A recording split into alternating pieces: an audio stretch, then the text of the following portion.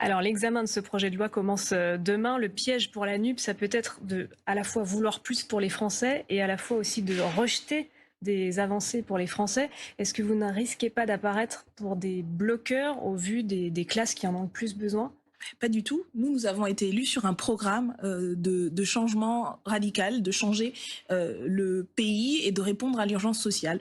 Effectivement, nos propositions portent sur l'augmentation des revenus, d'une part, avec notamment le SMIC à 1500 euros, mais aussi, par exemple, la garantie d'autonomie pour les jeunes et une garantie dignité qui permettrait à tous et toutes de ne plus vivre sous le seuil de pauvreté. La question, c'est comment est-ce qu'on finance cela? Et effectivement, nous pensons que ça doit être financé par le capital plutôt que par le trésor public et faire en sorte, par exemple, sur la question du prix de l'essence, du carburant ou le prix des produits de première nécessité dont nous proposions depuis des mois le blocage, ça doit être pris en charge par les gros producteurs. Je pense notamment sur l'essence à Total qui fait des milliards de bénéfices, beaucoup plus que dans son histoire et qui devrait participer à cela plutôt qu'on fasse des chèques qui ne répondent pas en fait fondamentalement au problème. Donc nous avons des propositions, nous avons formulé beaucoup de propositions, nous avons été élus pour les défendre